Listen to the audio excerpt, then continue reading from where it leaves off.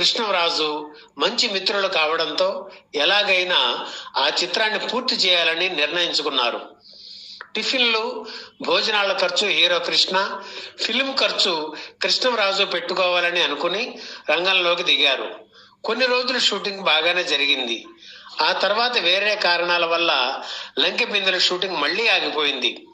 చాలా కాలం తర్వాత ఆ నాటకం ఆధారంగానే లంకెబిందుల చిత్రం రూపుదిద్దుకుంది.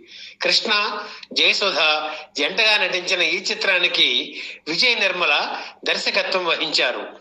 కొడాలి గోపాలరావు అనే రచయిత రాసిన లంకెబిందులు నాటకాన్ని 1969లో గోపి ఆర్ట్స్ సంస్థ సినిమాగా తీయడానికి సన్నాహాలు పేరు తెచ్చుకున్న చిత్రం అక్కినేని నాగార్జున నటించిన మన్మధుడు.